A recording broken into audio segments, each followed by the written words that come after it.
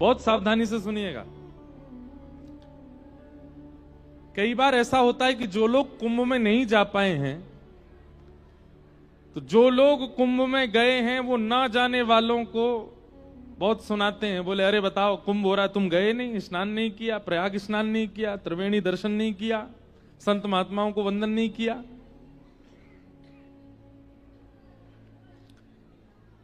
कुंभ अगर आप केवल त्रिवेणी स्नान के भाव से जा रहे हो, कुंभ केवल प्रयाग में प्रणाम के भाव से जा रहे हो, तो कुंभ आप यहां पर भी उसका आस्वादन कर सकते हैं। कुंभ का मूल रूप क्या होना चाहिए? वहां आए हुए दूर दराज से संत महात्माओं के दर्शन, ये कुंभ का मूल रूप होना चाहिए। और दूसरी बात, कुंभ की प्रधानता इसलिए ज्यादा है क्योंकि अमृत बिंदु गिरा था। तो अमृत और श्रीमद् भागवत, इन दोनों के लिए तो भागवत जी के महात्मा कहा गया, क्व कांच क्व मणिर महान। भागवत जी तो मणि हैं और अमृत क्या है? बोले कांच के समान है। महंगा क्या होता है? कांच महंगा होता है कि मणि महंगी होती है? हीरा महंगा होता है? हीरा महंगा होता है ना। लेकिन वहां जाकर के भी अगर कथा का आस्वादन नहीं कर रहे हैं, वहां जाकर के भी सुनी हुई कथाओं का नियम पालन नहीं कर रहे हैं, तो कुंभ जाना व्यर्थ है। लेकिन आप हिमाचल में बैठ करके, पंजाब में बैठ करके या कहीं और स्थान पर भी रह करके कथाओं का आस्वादन करते हैं, और आस्वादन ही नहीं करते हैं, अपने जीवन में उतारते भी हैं।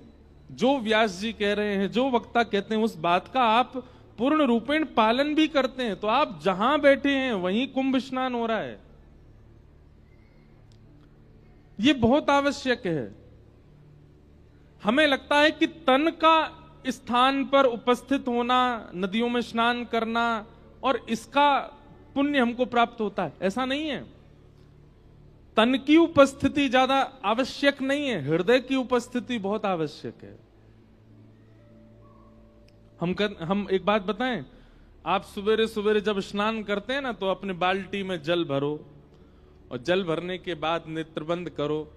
नेत्रबंद करते हुए क्या विचार करो? आहा, लाखों लोग चारों ओर खड़े हैं, यहां से गंगा जी आ रही हैं, इधर से यमुना जी आ रही है, ये देखो सामने त्रिवेणी संगम दिख रहा है। ये सब मन में सोचना है। गंगा जी का जो वर्ण है वो थोड़ा सा मटमैला जैसा है, थोड़ा थोड़ा जैसे मिट्टी का सा वर्ण होता है ना, ऐसा वर्ण गंगा जी का है। और श्याम वर्ण की यहां से यमुना जी आ रही हैं, बीच में दोनों का संगम हो रहा है। हम नाव में बैठ करके बीच में जा रहे हैं, और इतने में क्या करो, हाथ में वो क्या बोलते हैं, लोटा या फिर मग्गा जो भी, और उसको ऐसे पानी में डाल दो। नाव रुक गई है, त्रिवेणी संगम पे हम पहुंच गए हैं। आहा, तुरंत हम लोग नाव से नीचे उतरे हैं। नीचे उतर के नाक बंद करके ये मारा गोता, तुरंत मग्गा जल अपने सिर पर डालो। हर हर गंगे, हर हर गंगे, हर हर गंगे, श्री यमुना मैया की जय, त्रिवेणी संगम की जय। आपको यहीं बैठे बैठे गंगा स्नान का फल प्राप्त हो जाएगा। अगर तन की उपस्थिति इतनी ज्यादा आप मानते हो, तो आपके पास जो सामने जल है वही गंगा जल हो जाएगा, वही यमुना जल हो जाएगा, वही त्रिवेणी का जल हो जाएगा। और मन से आप स्मरण ही त्रिवेणी का कर रहे हो, मन से आप स्मरण ही प्रयागराज का कर रहे हो, तो मानसिक और शारीरिक दोनों स्नान यहीं बैठ के हो जाएंगे। चिंतित होने की आवश्यकता नहीं। और फिर उसके बाद बढ़िया सुंदर वस्त्र आदि पहन के प्रसाद पाके कथा सुनने आ जाओ। यहां पर इतने सारे संत बैठे हैं, बताओ कुंभ से कम है कोई? इतने सारे महापुरुष बैठे हैं, एक साथ इन सबका दर्शन हो रहा है और कथा श्रवण मिल रही है। कुंभ में क्या करना है? यही तो करना है। त्रिवेणी स्नान करो, संत महात्माओं के यहाँ भंडारा पाओ, उनके दर्शन करो और कथा सुनो। वो सब तो आप यहां बैठ के भी कर लोगे। तो एक प्रकार से अगर हम कह दें तो कोई अतिशयोक्ति नहीं। आज से आगामी 7 दिन तक ये कुंभ ही है, यहां कुंभ ही हो रहा है। कुंभ त्रिवेणी प्रयागराज जाकर के पुण्य करने वाले व्यक्ति को जो पुण्य प्राप्त होगा, वही पुण्य यहां ऊना में चल रही कथा या आपके शहरों में भी कहीं कथा चल रही है, वहां जाकर के भी इन नियमों का पालन करने से आपको वही फल प्राप्त होगा जो प्रयाग में स्नान करने वाले को है। इसलिए कोई निराश होने वाली बात नहीं कि हम नहीं जा पाए कुंभ। हम तो जैसे तैसे गिरते पड़ते पहुंच गए, पर आप लोग नहीं भी गए हो तो कोई दिक्कत नहीं, यहीं बैठ करके कुंभ का आनंद लो। साक्षात श्रीमद् भागवत जी सर्वोपरि है। यदि इनका आस्वादन प्रत्येक दिन आप करते हो तो प्रत्येक दिन ही आपका कुंभ स्नान है। बस वो आस्वादन होना चाहिए। सच्चिदानंद रूपाय विश्वोत्पत्त्यादि हेतवे तापत्रय विनाशाय श्री कृष्णाय वयं नमः। सच्चिदानंद रूपाय कैसे हैं ठाकुर जी? सत्य स्वरूप हैं, चैतन्य स्वरूप हैं और आनंद स्वरूप हैं। देखो, सच्चिदानंद, ये तीन रूप हैं ठाकुर जी के। आप लोग वृंदावन जाते हैं, बिहारी जी का दर्शन करते हैं। ठाकुर जी का धाम में दर्शन करना, ठाकुर जी का धाम में दर्शन लाभ प्राप्त करना, वो सत्य दर्शन है।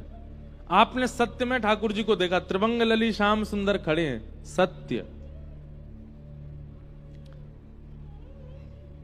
उन्हीं सत्य ठाकुर जी का गुणानुवाद गाने वाले जो वक्ता हैं, जो संतजन हैं, जो महज्जन हैं, जो महात्पुरुष हैं, उन सबको चलते फिरते देखना। वृंदावन आप गए, गोवर्धन आप गए, वहां पर आपको संत महापुरुष चलते फिरते दिखाई दिए। यही समझना चाहिए चैतन्य परमात्मा का दर्शन है।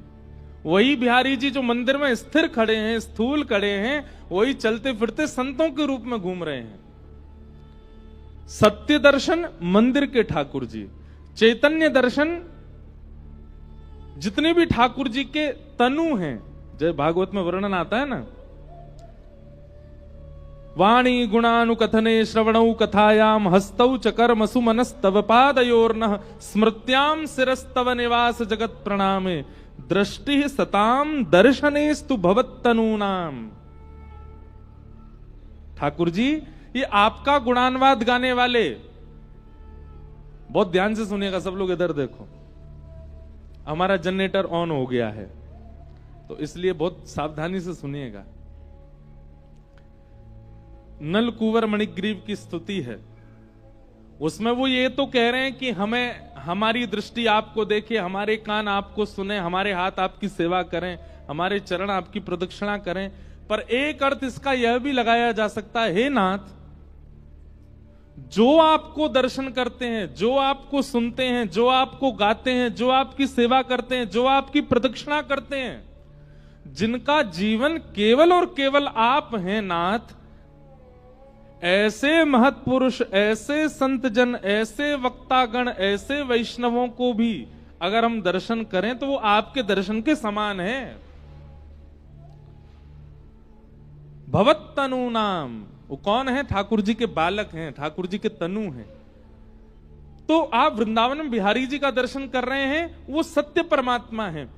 मंदिर से निकलने के बाद ठाकुर जी के वैष्णव भक्तों को देख रहे हैं, वो चैतन्य परमात्मा है। और फिर किसी वक्ता के द्वारा एक स्थान पर बैठ करके कथा श्रवण कर रहे हैं, ये आनंद परमात्मा है। आप कथा में बैठे हो, अपना फोन निकाल करके सेल्फी लेना जरा अपनी, सब लोग लेना नहीं, ऐसे ही बोल रहा हूं। आप लोग अभी अगर अपने आप को देखोगे तो आप लोग इतने प्रसन्न मुद्रा में हो, किसी की शादी की पिक्चर हो, किसी की जन्मदिन की पिक्चर हो और किसी की कथा की पिक्चर हो, तीनों एक साथ करना, आप सबसे सुंदर कथा वाली फोटोज में लगोगे। क्यों? क्योंकि यहां आप सुख में नहीं हो, यहां आप आनंद में हो। तीन रूप हैं ठाकुर जी के, पहले मंदिर में विराजमान हैं, दूसरे संत महत्पुरुष और वक्ता गणों के रूप में विचरण कर रहे हैं, ये चैतन्य परमात्मा है। और कथा जो श्रवण आप करते हैं शब्द के रूप से, कर्ण रंध से प्रवेश करके जो आपको आनंदित कर देती है, आनंद परमात्मा है। सच्चिदानंद रूपाय। तीनों के दर्शन किए आपने? आपने बिहारी जी भी देखे हैं, आपने संत जन महत्पुरुष भी देखे हैं, वैष्णव जन भी देखे हैं, और कथा भी सुन रहे हो। तीनों के दर्शन हो गए। सच्चिदानंद रूपाय। हर व्यक्ति का नियम बन जाए कि प्रत्येक दिन मुझे इन तीन के दर्शन तो करने ही हैं। पहले सत्य स्वरूप किसी मंदिर में विराजमान ठाकुर जी, फिर चैतन्य स्वरूप चलते फिरते कोई महत्पुरुष, और तीसरे ठाकुर जी की कथा रूपी ये शब्द में शब्द ब्रह्म आनंद परमात्मा सच्चिदानंद रूपाय। विश्वोत्पत्त्यादि हेतवे, विश्व की उत्पत्ति, पालन और संहार के जो हेतु हैं। अब देखो यहां पर भी बात सिद्ध होती है, संसार का प्रारंभ किसने किया? मंदिर में बैठे जो ठाकुर जी दिखते हैं उन्होंने ही प्रारंभ किया। इस संसार में आने के बाद हर जीवात्मा का पथिक करने वाले, पथ प्रदर्शन करने वाली कथा रूपी वक्तागण, वैष्णव जन, संत जन, ये पालन करने वाले हैं। और संहार के देव वो भी श्रीमद् भागवत है। नाम संकीर्तनम यस्य सर्व पाप प्रणाशनो प्रणामो दुख समनस्तम नमामि हरिम परम। भगवान का नाम, भगवान की कथा ये संहार करती है। किसका संहार? मानवीय संहार नहीं, उसके पापों का संहार, उसके पापों का नाश। उत्पत्ति कहां से हुई हमारी? पर ब्रह्म परमात्मा जो मंदिर में विराजमान है। पालन हमारा कौन कर रहे हैं? ये संत जन, वक्तागण, वैष्णव जन। और हमारा संहार कौन कर रहे हैं? ये कथा, ये कीर्तन, ये नाम संकीर्तन। बहुत विचारणीय और बहुत चिंतनीय विषय है अगर कोई चिंतन करे तो। हम आपसे बस एक ही नियम की आज्ञा करेंगे कि एक ही नियम रखिए कि नित्य मंदिर दर्शन, नित्य वैष्णव दर्शन और नित्य कथा श्रवण, ये तीन काम आप करिए और कुछ मत करिए। और बाकी अपना ऑफिस का काम कीजिए, अपना घरचर्या का जो काम है वो करिए, बस ये तीन के लिए एक समय निकाल लीजिए। ये तीन नियम भी अगर आपने प्रतिदिन कर लिए तो एक दिन ऊना में ही, एक दिन हिमाचल में ही आपको साक्षात बांके बिहारी लाल, साक्षात हमारे श्याम सुंदर दर्शन देंगे। ये तीन बस कर लें। अच्छा देखो एक बात हमारी सुनो, ठाकुर जी के दर्शन के लिए संभलना बहुत जरूरी है। जैसे बर्फीले पहाड़ यदि देखने हैं, बर्फीले स्थान, पहाड़ों का दर्शन यदि करना है तो उसके लिए बहुत सावधानी से नीचे से गाड़ी चला के ले जानी पड़ती है। कई जगह मोटे मोटे राउंड आते हैं, कट आते हैं, बहुत कुछ आता है। सब जगह आपको सावधानी रखनी है। सावधानी से अगर आप अपनी गाड़ी चला करके ले गए तो मनाली पहुंच जाओगे, शिमला पहुंच जाओगे, कश्मीर पहुंच जाओगे। पहाड़ी बर्फीले पहाड़ों का दर्शन जिनको देखते ही मन बिल्कुल आनंदित हो जाता है, ठीक वैसे ही श्री ठाकुर जी को देखकर के मन आनंदित होगा, पर उसके लिए सावधान रूप होकर के जीवन जीना बहुत आवश्यक है। सावधानी हटी, दुर्घटना घटी। हम लोग कई बार कथा सुनते हैं, संत जनों को, वैष्णव जनों को प्रणाम करते, पर असावधान रहते हैं। असावधान कैसे रहते हैं? जैसे ही कोई भोग की वस्तु, काम की वस्तु, क्रोध की वस्तु सामने आती है, अपना आपा खो देते हैं। सुनते तो कथा हैं, संत जनों को प्रणाम तो करते हैं, दर्शन तो करते हैं, पर जैसे कोई भोग्य वस्तु सामने आती है तो अपने आप को रोक नहीं पाते उसको भोगने से। ये असावधानी है। कथा सुनना यहीं तक सीमित नहीं रहना, इसी से भगवत दर्शन नहीं होगा। इसके बाद आपका जो जीवन है उसमें सावधानी बहुत आवश्यक है। मतलब बच्चा केवल स्कूल जावे, ट्यूशन करे, उसी से ही पास नहीं हो जाएगा। एग्जाम में उसको कलम उठाने पड़ेंगे, प्रत्येक प्रश्न का उत्तर देना पड़ेगा। अब बच्चा कहे मैं तो एक भी दिन एब्सेंट नहीं रहा, मैं तो रोज स्कूल गया हूं, रोज मैंने ट्यूशन किया है, फिर मैं फेल कैसे हो गया? आप लोग कहो हमने तो सारी कथाएं सुनी, ऊना में जितनी कथाएं हुई सब सुनी, फिर भी हमको भगवत दर्शन क्यों नहीं हुआ? क्योंकि आपने क्लासेस तो अटेंड करी, ट्यूशन तो किए, लेकिन जब परीक्षा सामने आई तो हाथ पांव फूल गए, तो कुछ नहीं किया। परीक्षाएं क्या है? जीवन में घटने वाली हर परिस्थिति परीक्षा है। आप लोग जब कथा में होते हैं ना, उस समय ठाकुर जी दृष्टि डालते हैं कि कौन कौन कथा में आया और कथा में ये क्या सीख करके गया, उसकी परीक्षा यहां से जाने के बाद लेते हैं। कथा विश्राम होती, आपके जीवन में संकट आएंगे, आपके जीवन में आपत्ति आएगी, वो हमेशा ही आनी है, पर कथा के बाद जब आती है तो ठाकुर जी देखते हैं कथा सुन के आया, अब ये क्या करेगा, अब इसका कैसे सामना करेगा, देखूं तो। इसलिए सावधानी बहुत आवश्यक है, तभी श्री कृष्ण दर्शन देंगे। जीवन बहुत सुधरा हुआ, संभला हुआ चाहिए हमें, उसी के लिए कथा है। असावधानी जब हम कर देते हैं अपने मन के रूप, अपने कर्म के रूप में, सोई ठाकुर जी हमारे ऊपर कट्टस लगा, अब इससे नहीं मिलना हमको, क्यों? असावधान है। बस कथा सुनने जाता है, खाना पूर्ति। और कई लोग तो कथा सुनने नहीं आते, कथा के बाद भंडारा उड़ाने आते हैं, या कथा से पहले भंडारा उड़ाने आते हैं। इसलिए बहुत सावधान।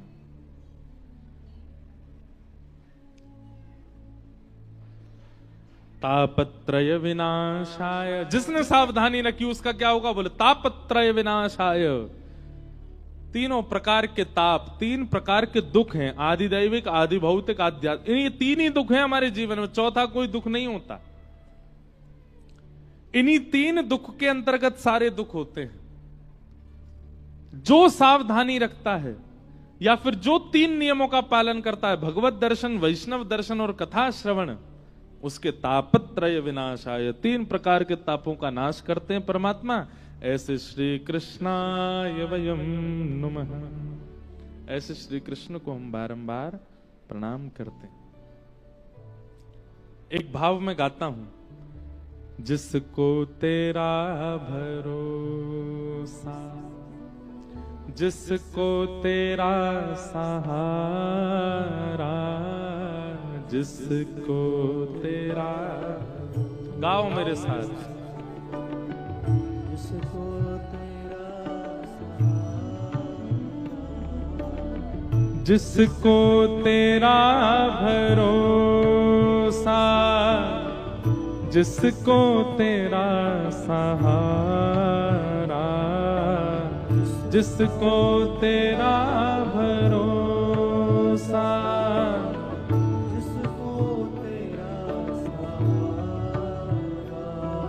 इतनी संख्या में आप लोग बैठे हो लेकिन आवाज फिर भी नहीं निकल रही है, क्यों? एक बात हम बताएं, हमने कहीं कथा में सुना था कि जो व्यक्ति कथा में बैठ कर के गाता नहीं है और करताल नहीं बजाता है, उसको अपने अगले जन्म में गूंगा बनना पड़ता है, और फिर अगले जन्म में उसके हाथ भी नहीं होते। वो कहे, ठाकुर जी आपने मुझे जीव क्यों नहीं दी, आपने मुझे हाथ क्यों नहीं दिए? ठाकुर जी कहते हैं, पिछले जन्म में तुझे हाथ भी दिए थे, जीभ भी दी, फिर भी कथा में जाके तेने कीर्तन नहीं किया। इसलिए जब भी कोई भगवत भाव गाया जाता हो, जरूर गाया कीजिए। स्वर कैसा है, राग कैसा है, इस पर चिंता मत करो, अनुराग से गाओ। जिसको तेरा भरोसा, जिसको तेरा सहारा, जिसको तेरा भरोसा। कितना डर है आप लोगों को अगले जन्म में गूंगा ना होने का। बताओ, जब हमने डराया तो गाया, मतलब डराते नहीं तो नहीं गाते यार। मझधार क्या करेगा, मझधार ही किनारा, मझधार क्या करेगा, मझधार ही किनारा। जिसको तेरा भरोसा, जिसको तेरा सहारा, जिसको तेरा भरोसा, जिसको तेरा सहारा। तेरी कृपा से भगवन, भक्तों की नाव चलती, तेरी कृपा से भगवान भक्तों की नाव चलती। तूफान आंधियों में सबको ही राह मिलती, तूफान आंधियों में सबको ही राह मिलती। तूफान आंधियों में सबको ही राह मिलती, तूफान आंधियों में सबको ही राह मिलती। तैयार तू है हर दम, तैयार तू है हर दम, जब भी तुझे पुकारा, तैयार तू है हर दम, जब भी तुझे पुकारा। गाइए। जिसको तेरा भरोसा, जिसको तेरा सहारा,